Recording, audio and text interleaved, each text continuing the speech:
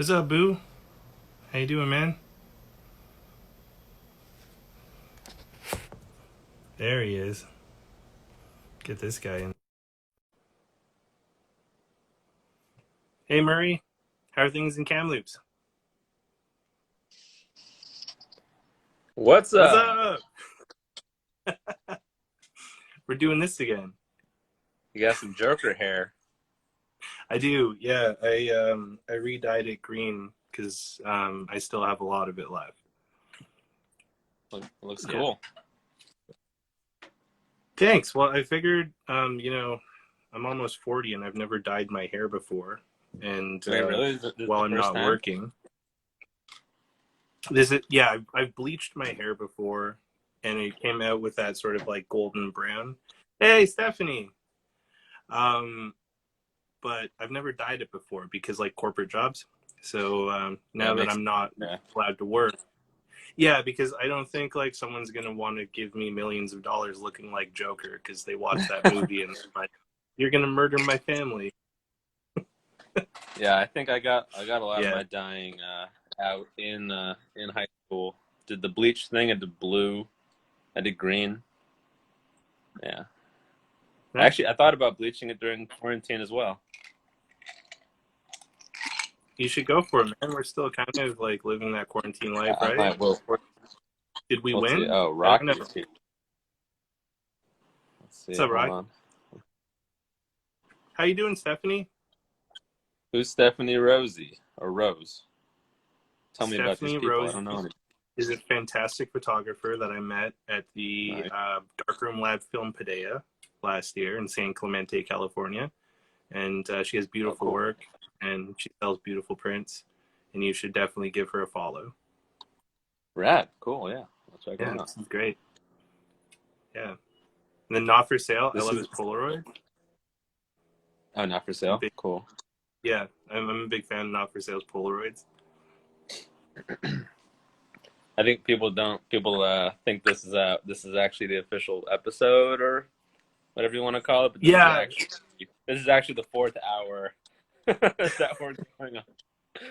this is hour four. So for people that were not with us when this happened on Sunday, um, this started as a cooking show that I would do randomly when I was bored because I was like, what's this Instagram live thing?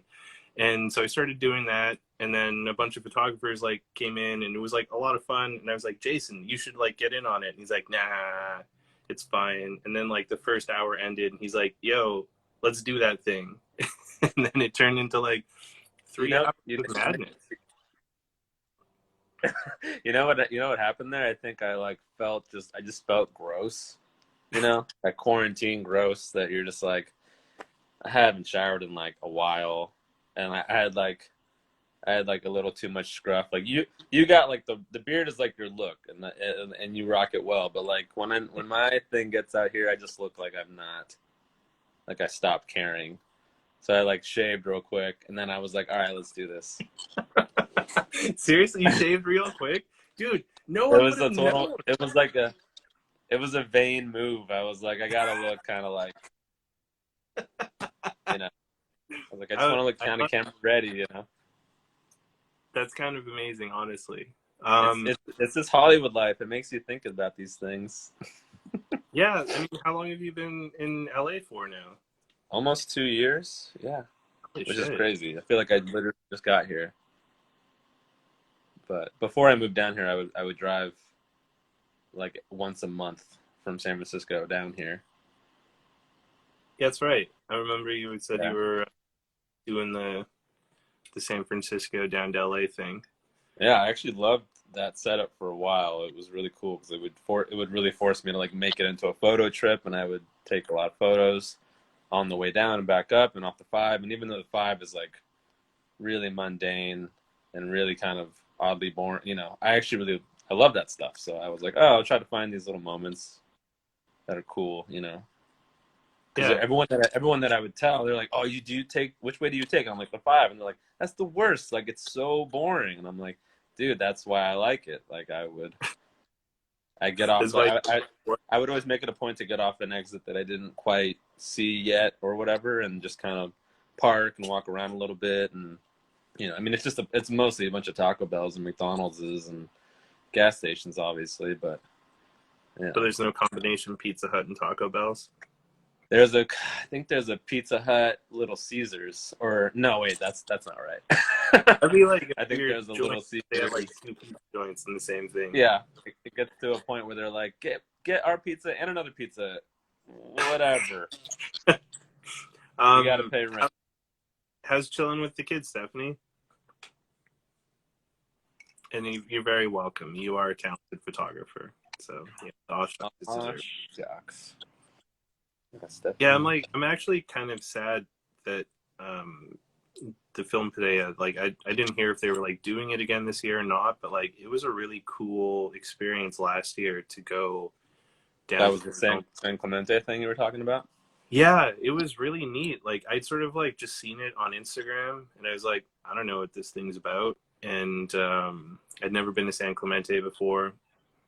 And it was I don't think I've ever been to San Clemente, actually. It's pretty beautiful, man. Like we flew into LA and then drove down the Pacific Highway or whatever. What is it called? The Pacific Coast Highway. Yeah. Yeah. And, it was pretty cool. Like driving through like Huntington Beach and stuff, and I was kind of bummed out later to find out like had we gone and explored the pier, we may have like ran into Ed Templeton. Yeah, he's there like every day, basically. Yeah, and someone's just like, "Yo, did you go to the pier and like run into Ed?" And I was like, "What? Ed Templeton's there?" It's and weird. Like, I don't even think that he knows how much he like draws way more attention to it from outsiders now that it's become like his thing. Yeah, it was interesting, but like the film today was like really cool, just like being able to meet all these different Ed Templeton. That's so Chris Cohen Photos is my heterosexual life mate. I've known him for like a decade plus, and he helped me design my first book, and we'll end up making more books and other projects together. He's like my road trip. I didn't know you had a book. That's awesome. Yeah, that's the Ed Templeton. We're talking skateboard and maze guy. We were talking about the trip I took to the Film Padea last year in San Clemente, and we were like driving down towards San Clemente from LA, and someone was like, "Yo, did you like stop at the Huntington Beach Pier to run into like Ed Templeton?" And I was just like, "Oh, I didn't know." But it was really kind of crazy because like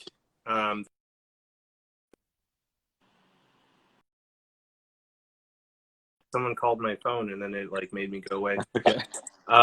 They had a really great panel of like all these different photographers that we were able to like talk to, and they talked about like their art and their craft. Like the film photography guys came in, and hi Barbara, hi Chuck, hi Bill, and it was cool to meet like Mike Rosso and those guys. Mike Padua came out with like all the crazy buttons and stuff that he's got. This girl Megan shoots film. She does this really cool shit with Nikon stuff underwater, and like I have one of those cameras. I love those things. They're great, and like they're inexpensive. They're really cheap. Yeah, dude, she pushes Ektar to like 800 underwater. Oh, cool. That's awesome. Like her stuff, like ocean stuff, or cool stuff. It's like all underwater. Like this. Yeah. Cool. Yeah, I literally bought. I don't ever go to the beach, but I bought one of those cameras because I'm like, this is just such a rad concept. I love the idea that a camera can get wet. I just think it's cool. I have like one of those Canon underwater ones, but I have yet to like put it underwater. Hi Petey. What's up, Peter? That's my best friend. Oh, nice. It's nice to meet Jason's best friend. Yeah, it was like neat though. The coolest dude though that they had on the panel was Grant Britton. That meeting that dude was, Grant Britton is one of the coolest. Yeah. It was wild. His talk was like hilarious because he's just like, "Yo, I've been doing this a really long time," and he's like, "It's been neat." And here's some photos, but he's like, the coolest thing is like I've been doing this so long that I have like this like huge catalog of photos. Yeah, such a big archive. Yeah, but what he's been doing is he's been going through and picking like his favorite photos that he has from the past, and he's like recreating them in the future um, with the dudes now. And he's like, it's really kind of funny having like the picture of the guy as like a teenager and now is like a gray bearded dad. Yeah, And it I was always cool to think see about that. that. I'm like, for for those guys that are like proper Gen Xers that have been shooting film and doing all this stuff long before it had this like internet resurgence, Yeah, and then you know them being like in their 40s, and then like all of a sudden the iPhone becomes very the thing, and then like they get into Instagram, and then everyone's like, dude, you're awesome, dude, you're awesome, dude, you're awesome, and then they're like, oh, you like I'm cool, you like my stuff, oh, it's like it's probably such a different thing, you know, like they always knew that they were in this scene or whatever, but like when the internet, when all these people are like, when people become more accessible to talk to, it must change all that up so much. It must be such a different thing. I don't know. it was kind of wild. Like I did not have any expectations about the film Padea going into it. And like Stephanie, I don't know if that was like your first one that you ever went to or if you'd been to it before, but like I just figured, why not check it out? And the partner I was seeing at the time, like we would always travel to go see these like different photography adventures, and we figured let's do LA, why not? Or San Clemente. And it was only $35 for the whole weekend, and it was crazy, like just amazing speakers. And they took us on a tour of the darkroom lab, which was kind of amazing to see. Like they run like 3 dip dunk machines, like one dedicated for E6, one dedicated for black and white, and one dedicated for C41. And then they have a fleet of like those automatic C41 processors. It was just crazy to Mm, see like large scale film production going so on. cool. Yeah, Yeah, that's so exciting, especially when you're making like a long trip from where you live to go see it. Probably yeah. it adds so much specialness to go so out of your way for that kind of thing. I That think was I what was kind of made it so fun to go to LA when I was living in the Bay Area. That's wild. It was your first time too, Stephanie. Crazy. Well, I'm really glad to have like met you in that adventure, because that's one thing that I've really in part of like the idea of like doing these like weekly things is like I've been very lucky to like meet so many awesome people in the photographic community. And the like film photographic community is just never ceased to like stop amazing me with like how many great people are inside of it, and how accessible everyone is to each other. And Yeah, the accessibility is really cool. That's a really important part of it. yeah, The fact that you can talk to like your heroes now, and that was never a thing even yeah, like 5 years ago. Even like in the early stages of Instagram, nobody was really exercising that, and now everyone's just like, oh yeah, I talked to Ed Templeton, I talked to Jason Lee, I talked to yeah, Grant Britton, I talked to all these guys that you would never, that was not a thing. These guys were just untouchable back in the day, and yeah. now You everyone's have no like, idea how to talk to them.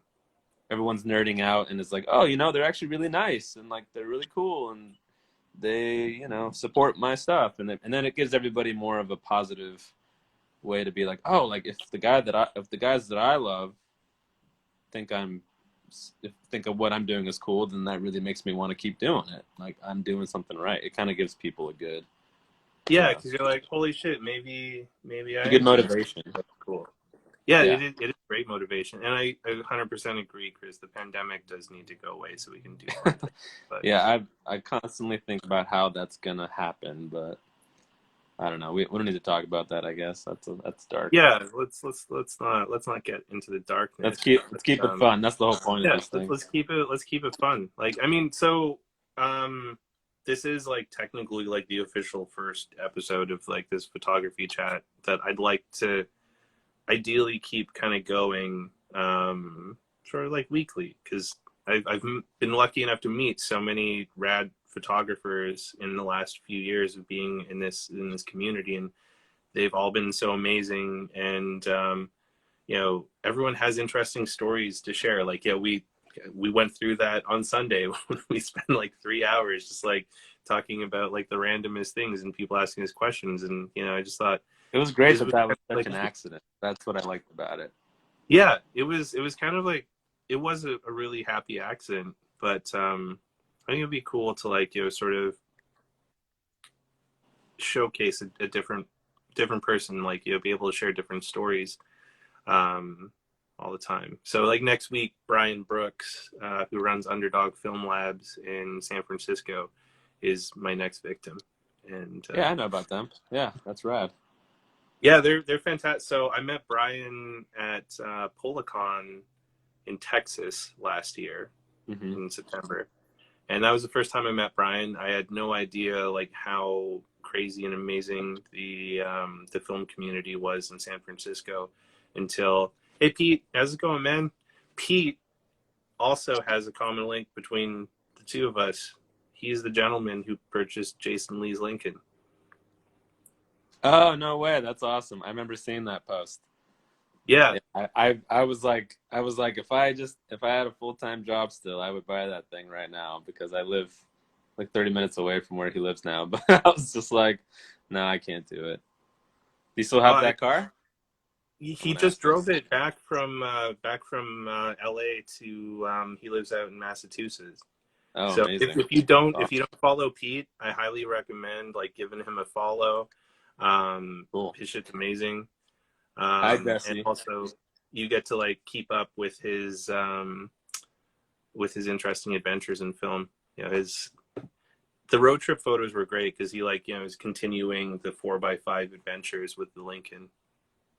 Yeah, I mean that's like to me that car, especially now in 2020, like if you have that car, you're either 90 or you're a photographer.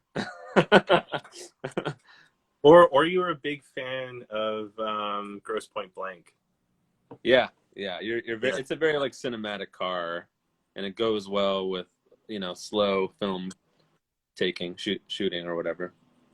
absolutely. I mean, But you have that trunk that can fit so many dead bodies inside of it. yeah, There's so you can some fit pretty proactivity. much anything. You can basically live in that car. It's probably such a comfy ride. They are, yeah. They bounce around, and I like them the most when they have the crushed velvet interior. Yeah, That's the best because yeah, like the those are leather, nice. the leather gets like too hot and weird, but like that crushed velvet's just like Yeah. so soft and comfy. Oh, it's so comfortable. Or a photographer Oh, that used to be a mechanic. Yeah, that is a yeah. If you know how to work on cars and you're a film photographer, that is like the perfect car. I'm gonna That have or to like a Cadillac. I'm gonna have to get Pete on an episode so he could talk about his road trip adventure with the Lincoln, and we've chatted a little bit, and he's got a lot of big plans for the Lincoln. So that's No, I the mean, I hope so. That car is like, it's a beautiful car. Like, I remember when Jason first got that thing, I was like, dude, that is like the most fitting vehicle for what he's doing. When he was doing the Texas and Tulsa stuff, I was like, oh yeah, you can't be driving around in a current car taking photos like that. It, he's got another land yacht now. what's that? He's got another land yacht now. He got like a newer one. Oh, really? Yeah, Yeah, that makes still a sense. big boat though. What's up, Glenn? That's my Hmm. little brother. Hey, buddy. Oh, nice. What's up, Glenn? So like the Little sort of bro. Does format Glenn with this, shoot guys, film at is all? like you got Glenn did shoot film when he was younger. I actually have some of his film here that I need to like scan and send to him because my parents gave me like this huge bag of like negatives and film that has yet to be processed. And then there's like a bunch of Advantech shit, which I'm pretty sure was processed. It's like confusing that Hmm. stuff.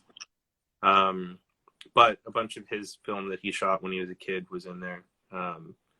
Yeah, he's like one of those dudes that's like super multi-talented. Anything that he wants to do, he just like One of conquers. those. Yeah, Yeah. yeah. So it's like when he was a kid, like he played bagpipes. He's a Filipino that can play bagpipes. No shit. That's sick. Kind of wild. And That's then amazing. he killed skateboarding for a while too. He was really good with that. And he got into Nice. photography. Now he's teaching his kids to skateboard, and that watching that shit kills me. Like seeing my niece and nephew like ripping around in videos of them at the skate park. It makes me kind of bummed out that I live on the other side of the country from them because I Yeah. can't go hang. Did you skate at all as a kid? A little bit. A I little could bit. never really quite ollie. Um, Yeah. now I just like roll my fat ass around on the board. Basically, Bro, rolling around is forever going to be fun, so that's fine. Yeah, yeah, I love it. It's I still have a board. I go out sometimes, but you know that I feel Mm. kind of like a weird old poser. And then I see videos of like Jason just like ripping it up, and I'm like, I need to like get my Well, shit you know, together. he's Jason Lee. It's a little different. That's true. That's true. But it's just like, damn, like you know, I mean, yeah, I think you think like, oh, 50-year-old man on a skateboard, but it's like, yeah, no, he's not like any 50-year-old man. right?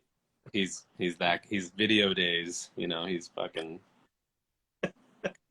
so he's also basically Yeah, one of those guys that is good at everything, like everything he's done. You're like, why is he good at everything he wants to try out? yeah. Like my brother, that's my little brother's Yeah, I exactly have I like have a that. couple friends like that are like just I think they just like it's like these addictive personalities that can like just charge and like put in the hours, put in the work, and just like focus, you know.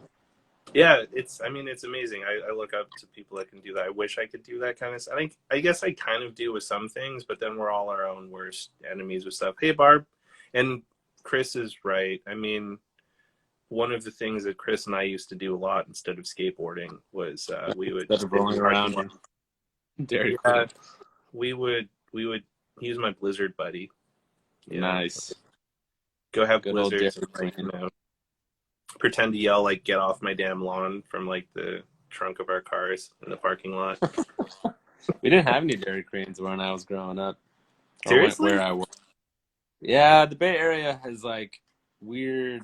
Like we didn't have a lot. We didn't have any WalMarts either. Whoa. Yeah, like Well, the East Bay had WalMarts, but San Francisco and the Peninsula does not. We have Target. I They're when like when they were like against Walmart. when I was growing up, there wasn't really there wasn't any like really big boxes and stuff. Like there was like Kmart and like Woolworth and shit Yeah, like that. we had one Kmart, but that was those started phasing out like early. Yeah, Yeah, none of that shit. it always made me think of Beetlejuice. It's like Which part? attention, like Kmart's. It's like attention Kmart shoppers. Oh yeah. That's right. I gotta rewatch that. I used to watch the cartoon on Nickelodeon all the time. Oh, that was a great cartoon. Yeah, Love underrated. People that. forget about that one. It was so good. Like that whole series. Oh yeah, Woolco. I remember Woolco. I think I bought some flash cubes that had like Woolco price tags on them. Well, I've never heard of that. Yeah, maybe that was like a Canadian thing. It was like part of Woolworth, Yeah, I I don't. I've think. never like I don't know anybody in even like anywhere. Like I dated a girl in Ohio for a little bit. California definitely not. Walmart is definitely more of a Midwest thing, I guess. Walmart's just kind of like just a small Well, town stuff. And I'm it not started in from Arkansas, right? that. What's that? It started in Arkansas, I think, or Yeah, Arkansas. that sounds about right. Something of that nature. Yeah. Wilco was Canadian. There we go. Oh, Done. there we go. Chris dropping the like the Mike, knowledge nugget Mike there. Hardnett here. What's up, Hey, Mike? Mike, I haven't seen Mike in a long time. Mike was my dude. He used to make me the best bagels in San Francisco. that's dope. I love Yeah, bagels. he was my dude. I used to like ditch work and go hang out with him for like 45 minutes and just eat bagels and talk shit. Oh, now I want a bagel and cream cheese. I That have was to do a like, shout out to the rhyme reason.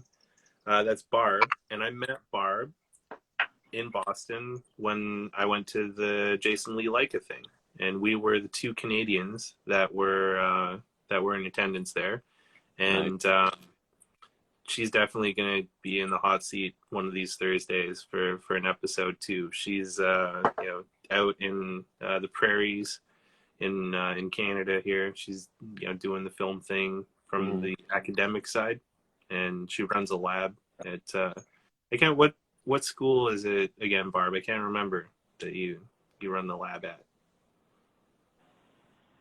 She'll probably message it. You think so? But she did this like really cool pinhole stuff when we were on the photo walk. High five. That was so the photo walk we did in Boston was like kind of like wild because like Barb was doing pinholes on a photo walk. And then there was like this one dude, I think it was Brian. My like mind's foggy with shit, but Brian, academic. Well, you kind of are a bit of an academic. Like, I mean, you work in like at a school, so like you're more It's a academic than school. I am. But yeah, this one dude was like street walking, doing street photos with an 8x10, like over, like with the tripod over his shoulder, and he's like, "Yo, this is my Oh, daily wow. driver." And he had My like a daily driver. satchel. Yeah, he had a satchel with like six double-sided 8x10 holders in it. So he's like, I got 12 shots and I'm ready to do some street photos. And it's like, that's the only camera you brought? And he's like, heck yeah. Like I rocked the 8x10. It's kind of rad when something like is such a go-to that you would not think, you know. I feel like most people's go-tos now are just point and shoots, Yeah. or just like a Nikon FM something or F2 or whatever. But This is my daily driver, is the Nikon F5. yeah, That's nice. mine. Yeah, I got the F3. Love those cameras. I have an F3 too, and I really love it. And I have to. Yeah, the F5 that's a good looking camera. This guy is a tank. It got stolen from me a couple of years ago. Really? Yeah, and it was like a really weird thing. So it's like I used photography as like a mental health tool for the most part. And I was doing this gallery show that was in partnership with one of the mental health associations here in Toronto. And it was a gallery that I didn't really want to work with again. I just wasn't happy with them. But they were like, hey, there's a call for artists for this like mental health.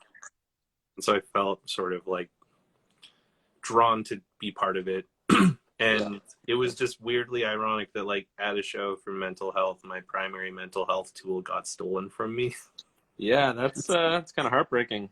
It was like I didn't realize how attached I'd In the gotten moment. to that. Yeah, in the moment, like I hadn't realized like how I attached know. I'd gotten to it. And then when it was gone, it was just like and Yeah. it was gone for like a month. And randomly, a friend like found this post, and like I went and confronted the guy, and like I got it back. And then ever since then, it's never left my side. It was You a confronted the crazy. guy. How did that? I want to know about that. So Like, how did that go down? Because it's I don't think I'd be able to do it. I'd be like, give me my fucking camera back. Like I would not be able to hold it, together. I don't think. it was tough because like it was an uncharted territory. And hey, Danny, long time no see. Another like awesome Canadian, and also Kat. Hi, Kat. She's one of my best friends. Nice. Um, Hey, Kat. Hey, Danny. I have to thank Chris for getting it back, because if Chris hadn't like nerded out so hardcore that I got an F5 and wanted me to take pictures to send to him of the camera when I got it, I wouldn't have had a photo of the serial number. Oh, And no way. Wow, that's cool. a friend of mine was like, yo, like she sent me a link to like this Let Go app, and she's like, hey, is this your camera? And I was like Yeah. looking at it, like, holy shit, it looks like my camera. It's the same Yeah. lens, same strap. But I mean, there's a lot, like that's a common lens, it's a common thing, Right. whatever. But then there was like a little outline of like a sticker that this girl at one of the camera stores had given me, and they pulled the sticker off, but like the outline of the sticker was still there. Or whatever. Yeah. Yeah, like the rest. So I was like, holy shit, it's my camera. And I found the photo of my serial number, so I printed it out on my laser printer, and I messaged a buddy to be like, hey, can you come with me to like, I don't want to go see this dude by myself, because like I messaged him, hey, is it available? And he's like, yeah. And he was only like 15 minutes from my house, which was wild because like it got stolen an hour away from my house. Oh, wow, you got lucky there. Yeah, it was weird. And so like lucky. Yeah. My friend came and pretended to be like my girlfriend, and that she was going to art school, and that we were buying this camera for her. But you guys did like a whole thing, huh? Like a yeah, it was like a whole thing, and I was like so nervous. Like when I realized it was my camera, I thought I was gonna like throw up on my MacBook. It just like, and I was like so like like holy shit. And so I folded up the printout of the thing, and we went, and like she memorized the serial number, so when she got the camera, she's like, yeah, this is good. And I was like, yo, so we're going to take it. And I handed him the thing, and he opens it. What the fuck is this? And I'm like, it's my fucking camera, and I'm going to take it back. And he's just like, what? And I'm like, this shit got stolen, and I have an open police report. And if you try and like fuck with us, I'm going to like give all the information I have on you to the cops and like ask them to like, you know, do whatever the maximum shit they can do. He's like, whoa, bro, I didn't steal your phone. I'm like, no, shut the fuck up. No, like it was stolen, and now we're here, and this Oh is fucking shit. bullshit. And I was just like, you know, I don't know if you know the person that fucking stole this, but you need to tell them how shitty it is to like steal something like this that's so personal. They don't know how much it fucked me up that they took this away. And I was like, maybe they need help. Like, you know, maybe they need help to steal shit. And maybe you should like talk to them about getting help. And there's a camera store in town here called Henry's, which I fucking hate. You know, shout out to Henry's. But I was like, yo, if they need to fucking Fucking hate you, steal from a Henry. Shout out. Henry's. Yeah, I was like, you know, steal from a fucking Henry's that has like loss prevention. Don't steal from Henry. Like, you know, it sucks, man. And he's like, yo, I'm sorry, bro. Like, I'm glad you like got your camera back. And he tried to shake my hand. I'm like, don't fucking like shake my hand. We're not friends. Like, No. Cool. And yeah. Then I spent like 2 hours thinking I was gonna throw up. It was really nerve-wracking. I did, and it was wild. And I'm glad. Yeah. I've never heard of Henry before. I hope the rumors that they're going bankrupt is true. Otherwise, like, yo, sponsor me. I don't know. I'm just salty at them because like I bought some like Polaroid originals from them back in the day, or no, Impossible. It was still when it was Impossible, and they kind of ripped me off on the shit, and it just left a bad taste in my mouth. And I was like, fuck you guys. They're like the Best Buy of like film photography. Got it. Anyways, we have one like that in California. It's called Sammy's. I've heard of the Sammys. Yeah, they're Henry and Sammy are probably friends. They sound like they'd be friends. Yeah, they're probably like part of that. You know, they would go. What's that guy that didn't kill himself? Epstein. They're probably like homies with like Jeffrey Epstein. Yeah, he was an investor for sure. Yeah, definitely. Terrible investment, but you know, what are you gonna do? What's up, Justin? This is another homie from Canada. We went to middle school together. We played in bands. Yeah. Ooh, Canadian middle school band. I played clarinet terribly. Oh shit! Oh, you played in band, not in a band. Yeah. No, I played in a band later on in life, but I'm sure. Hunt's photo. Like, I'm gonna look out for. I want to make a list of every bad camera store. You know, everyone's always like, oh, like support all these rad camera stores, and I'm totally about that. But then some people are like, yeah, I didn't know, like, you know, fuck Hunt's photo. I don't know. Yeah, fuck Hunt's totally. And you're like, oh, that's such a bummer that like a store sells cool shit, but sucks. Yeah, well, I mean, talking about cool camera stores, though, you made a comment today on Denton Camera Exchange. Yeah, shout out to Denton Camera Exchange and Armand out there. You know, the Persian print. Yeah, I met Armand in LA at that show a couple of years ago. He was super nice, and his store looks so cool. I've never been to Denton or that area. I've only been to Austin, which is what most Californians have been to. For Texas, yeah. Yeah, like if you're gonna go to Texas, first stop is Austin, and then you know. Well, I mean, I really like Denton a lot. I super fell in love with it when I first. I mean, it seems cool. Yeah, it's very cool. Pete has a story about Hunt. That's a story about, maybe we'll save that for when we get you an episode, because that's. Yeah, that seems like a good thing to like properly tell the camera instead of like typing it out. Instead of like texting it out. I mean, I'll definitely tune into that.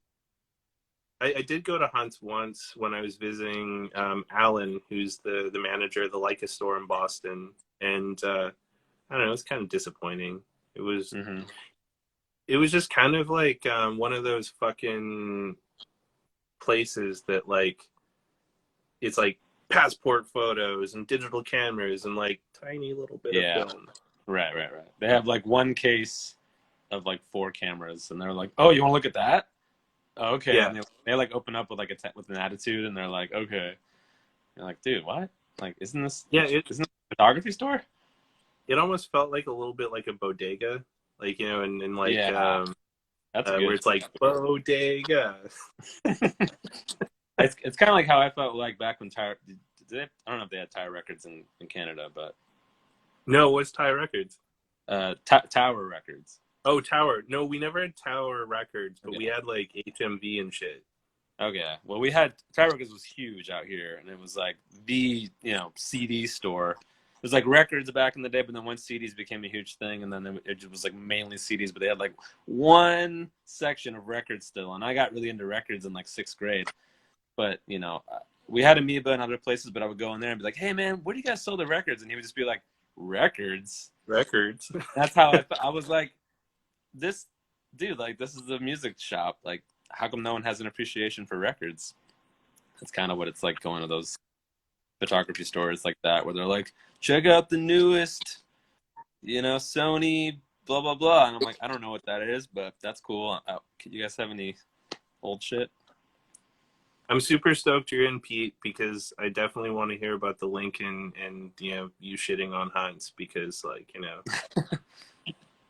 Yeah, I definitely want to hear about this Lincoln. I'm so like jealous that he got that thing.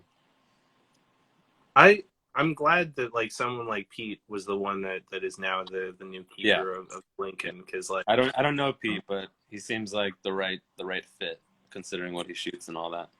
yeah, his photography is beautiful. Like if y'all don't follow him, definitely like check it out. And I'm on it.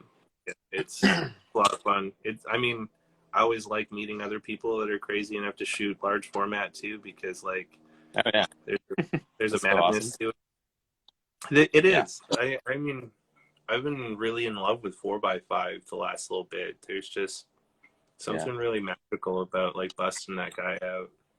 hmm we have a shop here that once told us that color film wasn't being made anymore.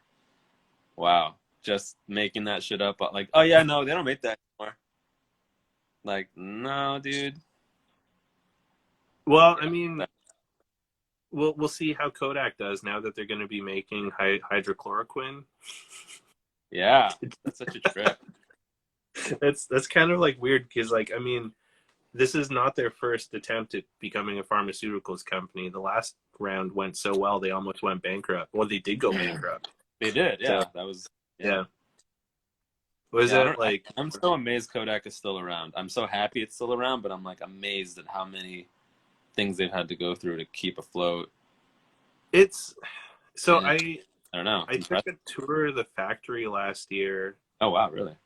Yeah, they had this thing. It popped up on Instagram, and like another thing where it's like Instagram is like just really fucking crazy with what comes up on it sometimes.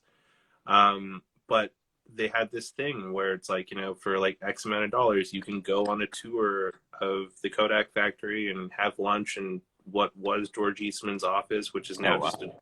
fucking boring conference room. Yeah. Um, but it was That's in George's office. Rochester, right? New York.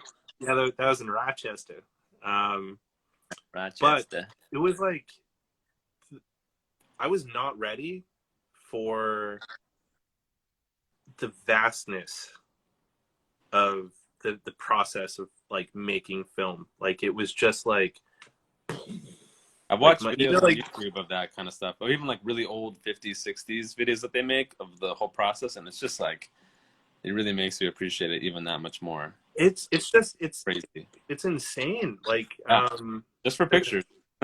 Like, yeah, just for like pictures. in the grand scheme of things, you're like, God, this is a huge process for. Well, and the Like, thing that was wild too is like because production is so low now, there's only certain times of the year where all of the different pieces are running at the same time. yeah. So there's only like 2 times a year they can do a tour where everything is running at the same time Mm. because like when they're running the base plant, it makes so much base that they only need to run it for like a couple of months and then they're like good for like Oh wow. a couple of quarters.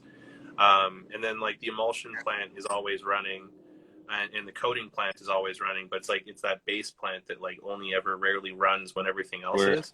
Were you there for the whole shebang, or? Yeah, It was in the base Oh plant, wow. I think is like what blew my mind the most because it's like a mile and a half long and 9 stories high in total. Wow. And the film traverses that whole mile and a half and 9 stories up. It like goes up and down. So it's going like a few miles.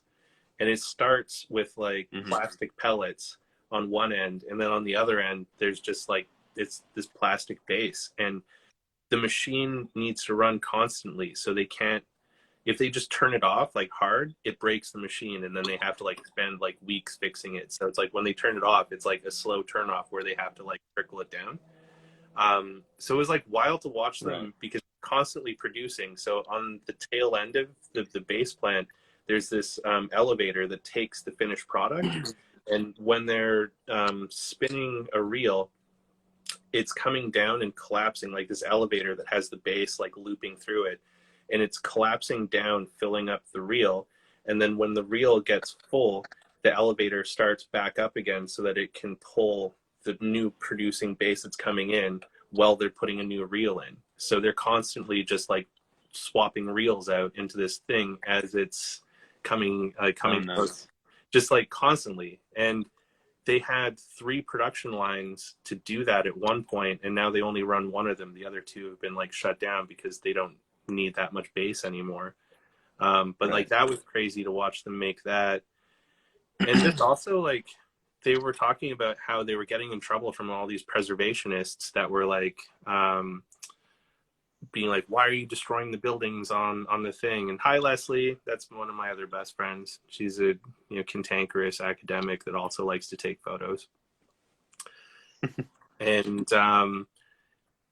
it was kind of like wild when the guy was talking about how they weren't destroying buildings, they were destroying the shells of machines. And these preservationists didn't understand that like this thing from the outside that looked like a historical building was actually a machine, and the inside of the building was not intended for human use. So for them to retrofit it for human use, it's just easier to like plow it down and build a proper building for humans, because like it could be like a 10-story building, but there's only 3 or 4 stories where people are actually allowed, and the rest of it is like machine stuff where it's like there's like a 5-story drop shaft where like stuff would go through and like weird machine rooms and stuff. And it was kind of weird like going through the emulsion plant and one of the coating plants where you're walking through a machine, but it's a building, and you just feel so small because you're like, holy shit, this is like Yeah. insane. Any- Anything that makes you feel small, I think, is good for the human mind. Absolutely. You're just Like like, it dude, was. like, you know, I everything that I bitch about doesn't. It's not that big a deal. Like this, like I am such a small part of this equation. But you're also a big part of the equation. Yeah, yeah. It's like, yeah, it's cool. You're like, oh no, I have to, you know, all the pieces together. It's like a big gigantic puzzle. You're just like, this is all the pieces by themselves mean nothing, but you know, put them all together. This is kind of epic. It's so crazy. It Oh is well, kind what of crazy. Stephanie was saying, she went to Ritz Camera and asked for medium format film, and they looked at her like she was crazy. Yep, Where's Ritz camera? Ritz was in America. I don't know where Stephanie's located, but they had those. That was kind of a mall camera shop. Okay. Like it was Ritz and Wolf. It was like the same company, but for some reason they had two names, or you know, whatever. But yeah, that was a very probably in the same realm of Henry's or Sammy's. And you walk in and like everyone's wearing a uniform and a name Mm. tag, and they shoot, you know, the newest camera and think that film photography is like just totally not necessary anymore. Yeah, Yeah, you there it is. She Stephanie goes. got She said this was years ago. It was a mall camera shop. Yep. It was. I don't know. It's like it's so weird how malls. God, it's so bizarre that malls were such a big part of our culture, but there's like no culture in them. right. It's kind of Yeah, like like I would it's go to weird. them, and then but you know everybody in there like I don't know how to describe it. I don't want to sound like a snob about it, but it really just it was the weirdest fucking place. Like blacks are, yeah. Pan camera. Blacks are such a weird. weird place. That was like, and I remember they hired Martin Short to do a bunch of ads at one point. Martin Short? Yeah, Well, I you know, think so. that's a little weirder than Ashton Kutcher with Nikon like a decade ago. Those were weird. I didn't Those really were like really those weird. ones. It That was was that was just such a like, let's just get a famous good looking guy to like sell our point and shoot digital cameras. It was, I was don't it? know. If I remember, was it Kodak or Polaroid that made Lady Gaga like a creative director? I think it was Polaroid. I forgot Yeah, about that. Yeah. that was a funny one too. They're all just like Hail Marys, you know. They're just like, let's get someone that people think is awesome and, you know, go with that. And I mean, I don't know, it probably worked. I don't know. Lady Gaga thing probably totally worked. I could see Lady Gaga's fans being like, "Oh yeah, totally gonna buy these Polaroid cameras or whatever they have now on their I line." think my favorite one though is the Lenny Kravitz Leica collab that they did.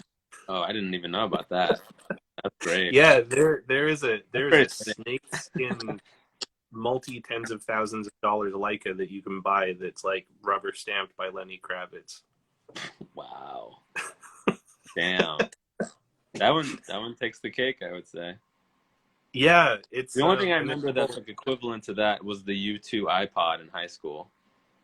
oh man, or It was like like, when Apple decided to give everyone the U2 album for free, and that like yes, pissed everyone and like off. nobody fucking wanted it. Like, oh, like who likes U2? Does anybody here like U2? Please just raise your hand. Yeah, Because let's see. Anyone in the room like I U2 mean, at all? I'll shut up now if someone's like, I'm the biggest U2 fan, but like, dude, does anybody like Bono? He's terrible. Nobody. Yeah, I mean, they did that Mission Impossible theme song, and that music video was like fantastic. It was so good. You're talking about Mission Impossible 2, 20 years ago? Oh my god, dude. Yeah. The Millennium was 20 years ago. Oh my god. Yeah. But that album sucked. That's like, I like them, but that album was terrible. I like U2. There we go. Okay, we got two U2 fans. It's okay. Okay. You can like U2. I'm just talking shit over here. Full frontal Gen Xers. All right. Yeah. Full I mean, frontal Gen. Yeah, I think it's a Gen X. I don't know. I up always felt until like a millennial. I feel like a millennial with Gen X taste because I was like an only child latchkey kid, so I watched like inappropriate shit way too early on television. right. So like I was watching '90s MTV as like a 5-year-old, 6-year-old. Oh, You know what I mean? that. So like I was very Good in on back then. all that shit. I remember always thinking like, U2, I don't like this band. This band makes me feel weird. I was never a really big fan of them, but I really loved the shit out of the Cranberries. Yeah, that kind of stuff. Any of that like really sensitive stuff, I was in. Yeah, like that was like I think I was like emo before emo became a thing because like I remember like getting into the Cranberries like super hard in middle school and Yeah. yeah. Actually, holy shit, one of the first times I flew on a plane in my life was like in middle school to go to a theater camp thing in another city. And I just remember like listening to the Cranberries on my like shitty Walkman, and, like looking out the window and just being like such a bad boy in like grade Yeah. 7. Wow. Yeah, just having that feeling that like you think that everybody's looking at you and being like, oh, that guy's edgy. That guy knows. Yeah. But then like really nobody's paying attention. Nobody cares. Yeah, they can't hear what's like, Nobody you're knows down, what's going on in your on your mind. head. Like, that's all Exactly. you. It's you talking to you, and that's it. Yeah. They're really Do you creepy ever like feel graphics like in the because 90s you behind that. spent they were really creepy? Yeah, they were. They're They kind of like the absolutely Tom were. Cruise of music. Like everybody loved everybody loved Tom Cruise, and then one day everyone was like, "We don't like Tom Cruise anymore," and that was it. That might have been the most Same with John amazing thing. Travolta. John Travolta, he got weird. But I Yeah, love the they all meme got that's going weird. around I mean, right now. Have you seen that meme that's going around right now of like John Travolta like out and he's like in a black t-shirt and he's shopping and someone wrote, it's good to see Nicolas Cage out and about with his face mask on. Oh my god, that's like one of my favorite movies of all time. I Actually, love Face Off. It's it's such a amazing. good movie. Like, ready for the big ride, baby. Yeah. Oh my god, it's so bad, but so good. And my little brother and I, every time he says bye to me on the phone, he's always like, bye bye, bro. Oh yeah. Oh my god, the brother. I forgot about Yeah, that. the creepy brother. Like that. It's the weirdest fucking movie. Like, I don't even know how they wrote that. It's incredible. I think a lot of drugs were involved. Yeah, like you can't think of all. There's so many layers to that movie where you're like, who thought of this? Yeah, like that scene also, where like Nicolas Cage is all high and he's like, I want to take his face. Oh, yeah, it's the most memorable part of 1997. That's what I remember most of that year. Is that? Oh my god, that Yeah, like that that movie. whole. And it like the start when he's like in the pastor getup and he just like he's in that choir and he like grabs that hiney and it's just like Yeah, when he thought of grabbed that this girl's shit? butt, because I'm like, this is like, I'm like 8 years old watching this in the theater, and I'm just like, Nicolas Cage. Nicolas Cage is the coolest guy ever. And then later I had to like unlearn that wasn't cool at all. But Yeah, it's like we learn Alexi's terrible here. things from the movies. Hi, Alexi. Yeah, no, I didn't understand. Like I thought badass shit. I thought like at the time that shit like that was cool. Like the gold guns I thought were cool. Like come on. Oh my god, when he got like it was like the gold guns and like the fucking chiclets and shit, and it was just like, oh my god, Yeah. Nicolas Cage is such a badass. He had this magic cool guy box, and I was like, oh, that's what I want to buy one day when I'm when I'm a man. I'm gonna buy gold guns and have a little box of chiclets. The life is gonna be so cool. Yeah, the Doves. My underwear is gonna be silk. So good. Oh Yeah, my the god. Doves. Yeah, I'm gonna own Doves, brand new Doves every day when I walk into. Yeah, Ang Lee was like guy, or no, I think it was John Woo. Was it Snake Eyes? No, it was John Woo. That's right. It was John Woo, who also did Mission Impossible too. Basically anything ultra stylish, but like doesn't make any sense. That's John Woo. Yeah, John Woo. I can't. Was it Snake Eyes or Face Off where he had the snakeskin suit? I think there was like a movie where Nicholas. Yeah, so I've got this like tech homie that he's like my idol. Like when I grow up, I want to be this guy. And he was in like Thailand for work, and I guess he got blackout drunk and forgot that he got fitted and ordered multiple snakeskin suits. And he's sitting back home in Texas, and he gets this FedEx package, and he opens it up, and inside of it are multiple snakeskin suits, and he's just like, holy shit, I'm pretty sure this package has broken multiple federal laws. I can't imagine that can be comfortable, especially in Texas. It's gotta be so hot. I don't think he wears the pants, but I've definitely like seen pictures of him at tech conferences where he's wearing the jacket, and I'm just like, that's fucking.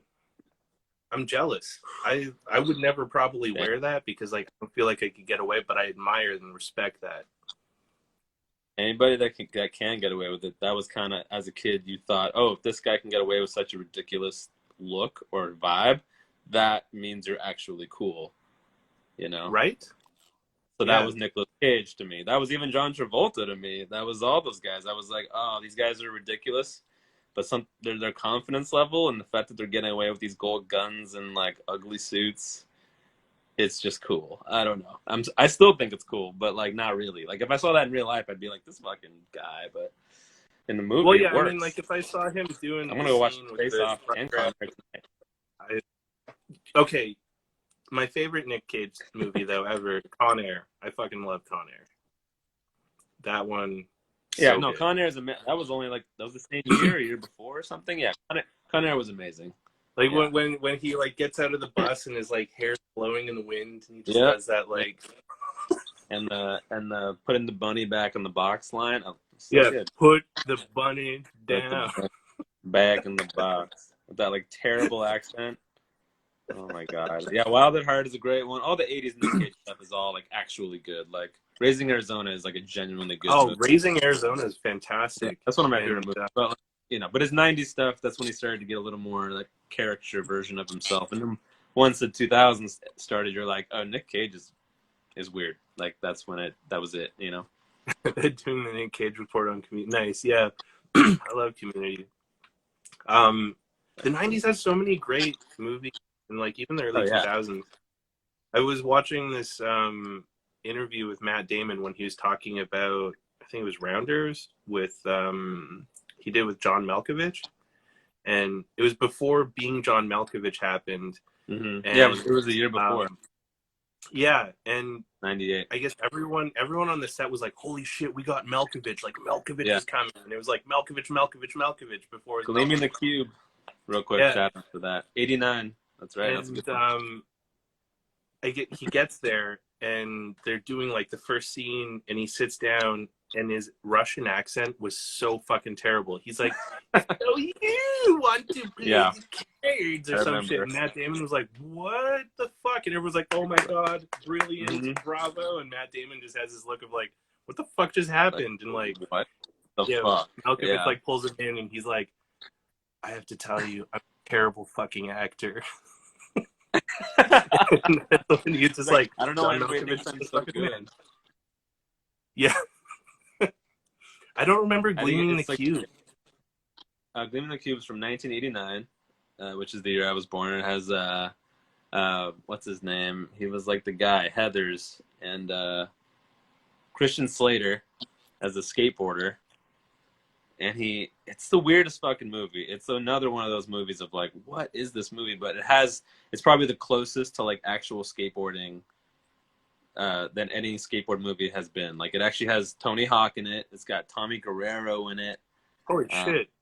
got like Christian some big Slater. names where like, but they're still young. They're like still teenagers, I think even, or like in their early 20s, and they're not as big as they were in the late 90s. Even you're like, oh, like you watch it and you're like, Tony Hawk is like in like half of this movie, Oh and he fuck, still I has do the like remember that swoopy movie hair. now. Yeah, it's a really cheesy movie, but the skateboarding in it is actually really good because it's like real. It's not. I don't know. You watch like Grind or that shit, and you're like, what is this? Like, this is not. This wasn't made by anybody who knows what skateboarding is. And Gleam in the Cube actually is like pretty on point. I wicked loved Christian Slater when I was a kid. And then when he did Mr. Robot, I Yeah, was like, holy shit, he Christian was the Slater. coolest. Ah. Yeah.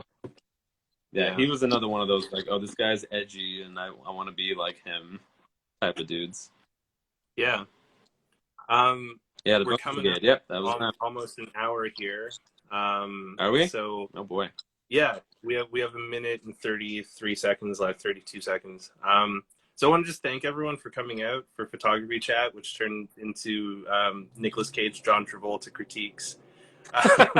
Yeah, we like barely talked about photography. So let's talk about Nicolas Cage for 35 minutes. Yeah, well, I mean, Nicolas Cage is amazing, and it was like cinematography, amazing. Whatever, I can't fucking think of a word. It was a masterpiece. Um, Cinematography is connected to photography later down the right? line. Yeah, it all Exactly. ties It in. all blends together, but All wants us to keep we'll, going. we're gonna have Brian Brooks on next week, and we'll talk maybe about more photography stuff. Maybe I mean, if Jason wants to do another one, I can like tempt the Instagram gods after we do this I got upload. nothing else going on. All right, so I'll I can upload this pretend like I'm one. busy, but I'll upload this one because it'll let me. It probably won't let me upload the second one if we do another one. So we'll just yeah, we can talk about Con Air in if the y'all next one. yeah, we'll talk about Con Air in the next one. So this was kind of photography chat, episode 1. Episode 2 is Brian Brooks next Thursday. If y'all want to like hear more about Nicolas Cage, we'll be back in like 2 minutes. And what up, Sabrina? Long time no see. We'll be back again.